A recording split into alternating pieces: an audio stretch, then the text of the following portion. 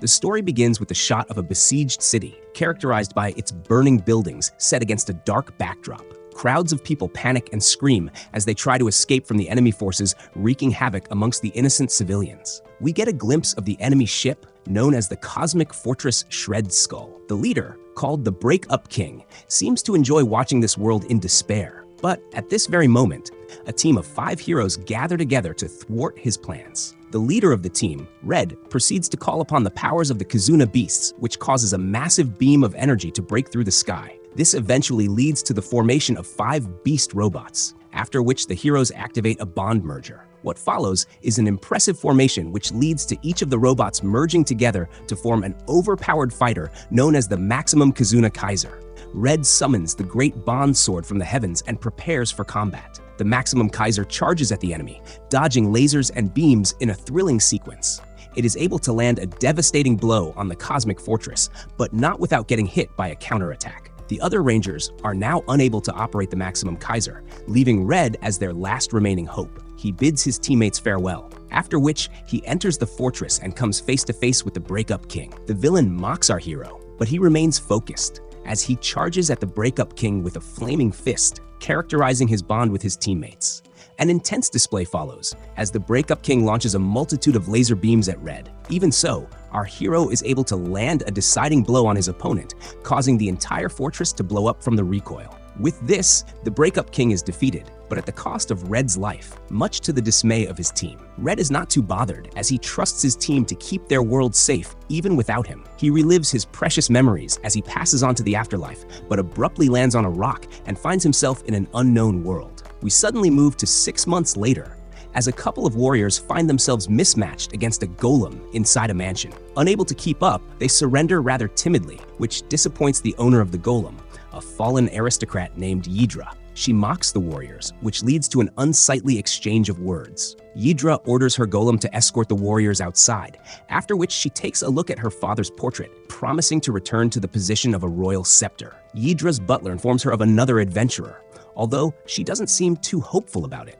The adventurer shows up at that very moment and begins fighting with the golem after believing it is attacking the 2 warriors from before. The fight abruptly extends into the mansion, with the candidate asking Yidra to escape with her butler to maintain her safety. She reveals that the golem is her familiar, after which the candidate is revealed to be none other than Red himself. He uses his bond plate to transform into the Red Ranger, which shocks Yidra, as she doesn't sense any mana from it. Now, Red engages in a fierce battle with the golem and launches a burning Kizuna punch which ends it instantly, impressing Yidra in the process. Red reverts to his human form and asks Yidra if he has passed her test. She says yes, and then Red reveals his real name to be Asagaki Togo. Yidra then reveals her family name to be Arvoln and also introduces her butler, named Poseidon. Now, Red reveals that he has been reincarnated here from another world, which shocks both Yidra and Poseidon.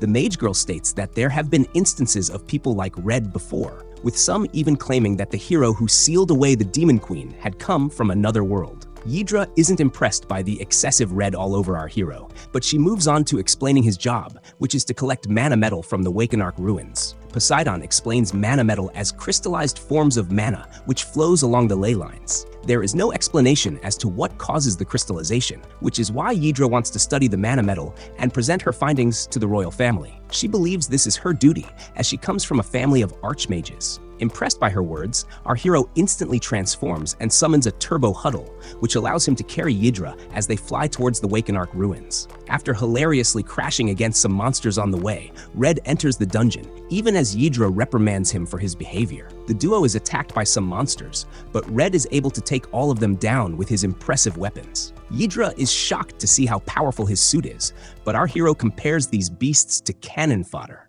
He explains how he had fought against the evil organization, known as the Relationship Enders, led by the Break-Up-King. Red talks about his team, the Kizuna 5, but Yidra still has a lot to learn about his world. Our hero misses his friends, so Yidra asks him why he hasn't tried to find a way back to his world. Red explains that he did consider doing this, but after seeing the state of this world, he feels he needs to help the people over here as well. Believing it to be destiny, Red then asks Yidra to tell him about her ambitions. She is hesitant at first, but eventually reveals that she aims to restore her family's name to the royal scepter. which is a title given to the mages who oversee all sorcery-related matters at the behest of the royal family. Ydra's father was the previous head of the family, but 10 years ago, he was defeated in a battle for the royal scepter, which led to his family being expelled from the capital. The current scepter is misusing his position to create wars and personal benefit, so Ydra wishes to reclaim the title and use it to do good deeds. Red falls in love with the idea of her dream, which momentarily causes Ydra to blush. As the duo proceeds, the remains of fallen adventurers drop in front of Ydra, but she carries on as Red has located a lot of mana metal. This convenient discovery makes Ydra cautious, and a giant beast suddenly appears behind her. It launches an attack, but Red is able to save her in the nick of time, although he gets injured in the process. The beast is revealed to be a remains dragon, which is guarding the mana metal. Ydra suggests escaping, but Red has fallen hard for her dream, so he transforms and gives a speech on how he is going to protect her.